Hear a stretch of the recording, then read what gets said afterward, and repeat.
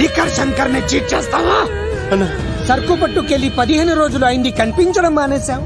వీకెండ్లని night పార్టీలని enjoy చేస్తున్నావా? అదేం లేదన్నా. మరి అది డబ్బులేవి? అన్నా ఈ లీకర్ శంకర్ నీకు ఎలా కనబడుతున్నాడ్రా? మా అమ్మకి ఓపెన్ హార్ట్ సర్జరీ అయిందన్నా. డబ్బు మొత్తం ఖర్చు అయిందన్నా.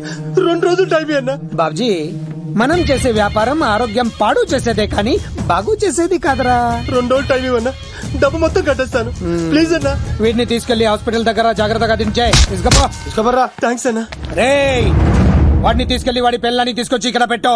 అప్పుడు వాడికి డబ్బులు ఇవ్వాలన్న సంగతి బాగా గుర్తుంటుంది. అన్నా బాబ్జీ, 2 రోజులు కాదు 2 నెలలైనా టైం తీసుకో. అన్నా అనా జనాలకేమో మన కంపెనీ చీప్ లిక్కర్ తాపుతావు, నువ్వు మాత్రం ఫారాన్ సరుకు తాగుతున్నావేమరా? అది వ్యాపారం, ఇది ఆరోగ్యం. ఏంటి లాయర్, మన కేసులో ఎంతవరకు వచ్చాయి? అన్నా నీకు విషయం చెప్పాలన్నా.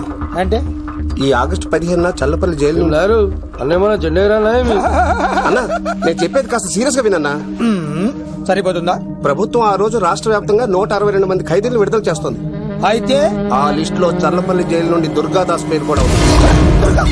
యావజ్జీవ శిక్ష పడింది కదా, ఎలా బయటికి వస్తున్నాడు? సత్ప్రవర్తనతో రావటానికి వీల్లేదు. ఇంకో కేసు వాడి మీద పెట్టు. అరే రానైతే రాని అనా అని జైలు బయటనే కూర్చోసా. రేయ్, ఆడుకునే పులిజులికలు ఏమనదు, కానీ ఆకలితో ఉన్న పులిజులికెళ్తే చెప్పేస్తుంది. వాడు ఆకలితో ఉన్న పులిరా. అలాంటి ఆకలితో ఉన్న పులికి జింకను బోన్లో పెట్టి ఎరవేస్తే అవునన్నా, ఈ ప్రపంచంలో పగన ఆపేది ఒక్క ప్రేమే. ప్రేమ? నీ మీద వాడుకున్న పగ చల్లారాలంటే వాడి మనసులో ఉన్న ప్రేమను పట్టుకో. అప్పుడే నీ ప్రాణాలు పోకుండా ఉంటాయి. ప్రేమ?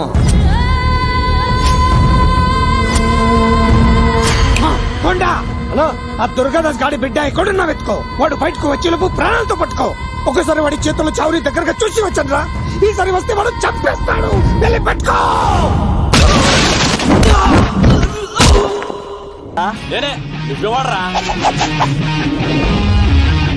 చిందేయాలంటే చిరంజీవి, డైలాగ్ చెప్పాలంటే ఎన్టీఆర్, ఫైట్ చేయాలంటే ప్రభాస్, తుమ్ము లేపాలంటే కత్తిస్తీను. ఒరే దూరదర్శన్, విత్ వెపన్స్ తో వచ్చా, ఓడేసుకున్నా రండ్రా. అబ్బో, ఇది కొంచెం తేడా గానీ మనం ఇక్కడ ఉంటే డేంజర్.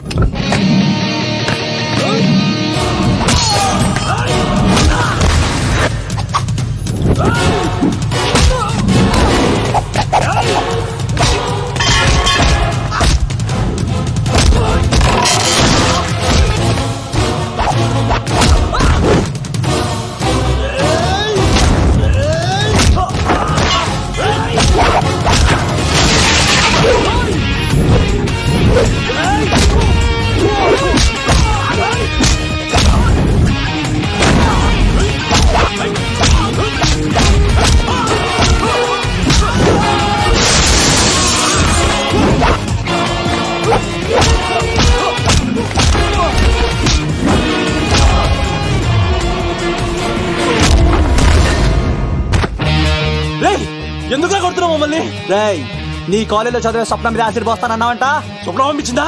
మీరు ఇలా అమ్మాయిల మీద యాసిడ్లు పోస్తూ, కత్తులతో నరికేస్తూ, గొంతులు కోసేస్తా ఉంటే అమ్మాయిలందరూ ఎలా రోడ్ల మీదకి వచ్చేది? మీ వల్ల అందమైన అమ్మాయిలందరూ మొహానికి గుడ్డలు కట్టుకొని అమ్మా బాబులతో తిరుగుతా ఉంటే మేమందరం ఎలారా బీటేసినేది? పిచ్చెక్కిపోతుందిరా యూత్ అంతా. తెలుసా అన్న దాదా, నా ఎమ్మెల్యే, తాత మంత్రి అని కంత్రి డైలాగ్ లేస్తే ఇంకో 4 ఎక్స్ట్రా పడిపోతాయి.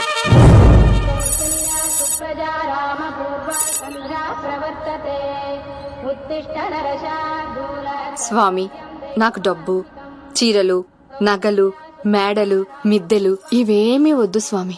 నాకు మా ఆయనకి మధ్యలో మా తమ్ముడు పొగ పెట్టేస్తున్నాడు. పెంట మీదే అన్ని తీసుకొచ్చి ఇంటి మీద వేస్తున్నాడు స్వామి. వాణ్ణి ఎలాగైనా సరే మా కొంపలోంచి బయటికి పంపించే శ్రీనివాస.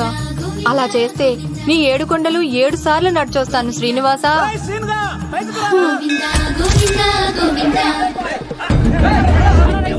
ఏమైంది అన్నయ్య గారు? బాగుందమ్మా, నువ్వు అన్నయ్య అని పిలుస్తున్నావు, నీ తమ్ముడు నన్ను మామయ్య అని పిలుస్తున్నాడు. ఏ వరుస కన్ఫర్మ్ చేసుకోమంటావమ్మా? క్షమించండి అన్నయ్య గారు. క్షమించడాలు మన్నించడాలు లేవమ్మా, బయటకు రమ్మన్నా విధవని. మీరేమనుకోకండి. పిలిచారా ప్రెసిడెంట్ గారు? ఏంటి కాలనీ అంతా మా కొమ్మ మీదకి వచ్చారు చందాల కోసమా? ఏమే ఓ 10 రూపాయలు పడే. ఏమండి శిలాఫలకం మీద నా పేరు కూడా చెక్కించండి. గ్యాప్ ఉంటే మా బామ్మర్ది పేరు కూడా చెక్కించండి. నేను వచ్చింది చంపాలరా నీ బామ్మర్తిని చంపడానికి. ఏం చేశాడండి మావాడు? మా అమ్మాయికి లవ్ లెటర్ ఇచ్చాడు. పోలండి, అమాయకుడు ఈ లోకంలో ఎలా బతుకుతాడు అనుకునేవాడిని. వాడు పెద్ద మనిషి అయ్యాడు ప్రెసిడెంట్ గారు. వాడు అమ్మాయికుడు ఏంట్రా? ఎవడైనా లవ్ లెటర్ అమ్మాయికి రాస్తాడు, వాడు నాకు రాశాడు. మీకు రాశాడా? లేటుగా కన్నా అందమైన కూతుని కన్నావు. ఈ లెటర్ మీ అమ్మాయికి మామయ్య అని నాకు ఇచ్చాడు. మా వాడు తేడా అండి. ముందాన్ని పిలవరా బయటికి. అది కదా అన్నయ్య గారు. ఉండే నా వరుసే కన్ఫర్మ్ చేసుకోండి. ఆ అమ్మాయి అదృష్టవంతురాలు. వీధిలోనే మంచి సంబంధం దొరికింది. వచ్చే నెల కళ్యాణమస్తు కార్యక్రమంలో కొండ మీద పెళ్లి చేద్దాం. రేయ్, నువ్వు బావవా బ్రోకర్ వా? అరే నీ బామ్మర్ది ముఖానికి ఒక లెటర్. రేయ్, నా బామ్మర్దిని అంత మాట అంటారా? నా పెళ్ళానన్నా పర్లేదు కానీ రేయ్ నువ్వు వేళ నా చేతులు తెచ్చు.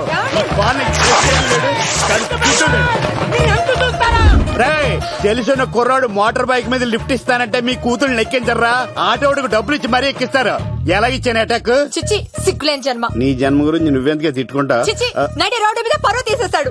తల్లి లేని పిల్లోడు కదా అని పెంచితే ఇంత శోభ పెడతాడా? తండ్రి అలా తయారయ్యాడు, వీడు ఇలా తయారయ్యాడు, మీరు ఇలా తయారయ్యారు. ఇదిగో ఇప్పుడే చెప్తున్నాను, ఈ రోజు నుంచి వాడి ఇంట్లో ఉండడానికి వీల్లేదు. నీ నిర్ణయం ఇదే అయితే నేను నా బామ్మర్ది పుట్టింటికి వెళ్ళిపోతాను. ఆగండి, మీరు ఎక్కడికి వెళ్తున్నారు? పదండి ఇంట్లోకి. మరి నా బామ్మర్ది? ఇద్దరు కలిసి తగలడండి. బావా ఆ కూర లేదు కదా, బీరేసేద్దంతా. వెయ్యను. ఎందుకు అక్కేమని తిట్టిందా? నువ్వే చూడు. చంపేస్తాను బావండి. బామ్మర్ది, నువ్వు జైలుకి వెళ్తే నేను బతకలేను. ఫోన్లే మర్యాద కూడా లెటర్ అడిగిస్తే ఆడు కూతురికి ఇవ్వకుండా ఇంటి మీదకి వస్తాడా? చచ్చిపోయాడు బావ నా చేతిలో. అంటే ఈ వావరక్షణ అంతా నా గురించి కాదా? చంపేస్తాను బావా. వద్దు వద్దు, ఆడికన్నా ముందు నన్ను చంపరా. బావా వాడు ఏమన్నాడు తెలుసా? రేయ్, నువ్వు బావవా బ్రోకర్ వా? అయినా నేను బాధపడలేదు. అరే నీ బామ్మర్ది ఓ ముఖానికి. లవ్ అన్నాడు, నా పరువు మొత్తం పోయింది. మరి ఇప్పుడు ఏం చేద్దాం? బామ్మర్ది, ఈ బావ కోసం చిన్న పని చేస్తావా? చెప్పు బావా, ఏం చేయమంటావు? వాడి కూతురి కంటే అందగత్తెని నువ్వు ప్రేమించి పెళ్లి చేసుకుని తీసుకురావాలి. ఎక్కడైతే నా పరువు పోయిందో, ఏ కాలనీ వాళ్ళ దగ్గర నన్ను నా బామ్మర్దిని జీ కొట్టాడో, అదే కాలనీలో ఆ ప్రెసిడెంట్ గారి ముందు నేను కాళ్ళు రగరేసుకుని తిరగాలి. అప్పుడు దాకా నేను కాళ్ళున్న చొక్కాలు వేసుకోను. బావా ఎంత రిస్క్ అయినా సరే ముంబై వెళ్ళి దేవ్ కూతుర్ని ప్రేమించి పెళ్లి చేసుకుని తీసుకురా. ఎంత బొక్క మీద అంటాడు. నీ బాటిలికి బుర్ర మీద కొట్టానంటే బొక్కడిపోద్ది తప్పడం మొక్కనాయలా. చెప్పా మర్ది, నువ్వు నా కోసం దొరకట్లేదు. అవతల బావకు మాట ఇస్తాను కదరా. ఏయ్, నీ బావ అల్లారి మీద నువ్వు చిరంజీవి అనుకుంటున్నావేంట్రా? అలా ఫీల్ అయిపోతున్నావు. ఆయన మందులో ఉన్నప్పుడు 100 మాట్లాడుకుంటాం, అన్ని అయిపోతాయా? అబ్బాల్రా. ఎలా రా? ఆ 7 కొండల వాడే నాకేదో దారి చూపిస్తాడ్రా.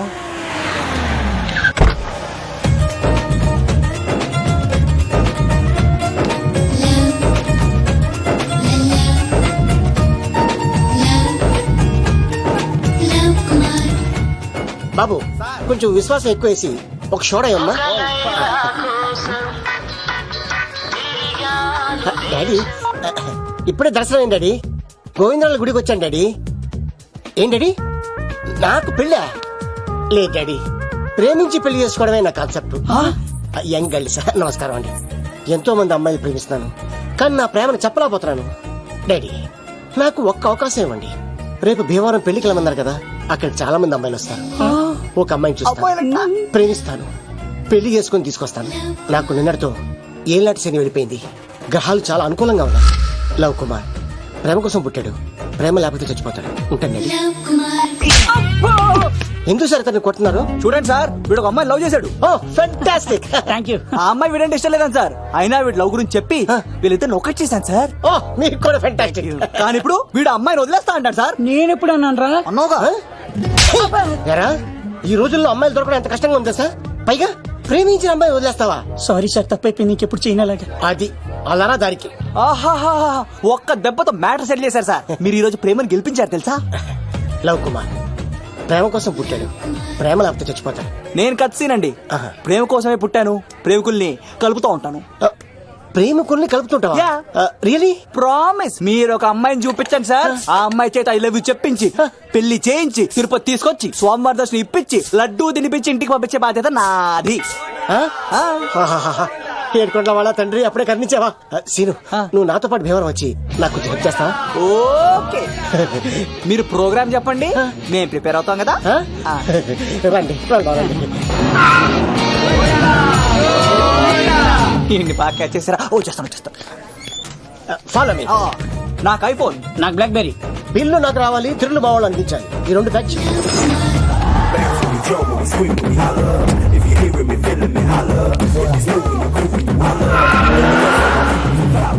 తమ్ముడు ఎవరు ఎంత ఉంది? గంటలో వెళ్ళిపోతాం. త్వరగా పోనే ఉంటాను.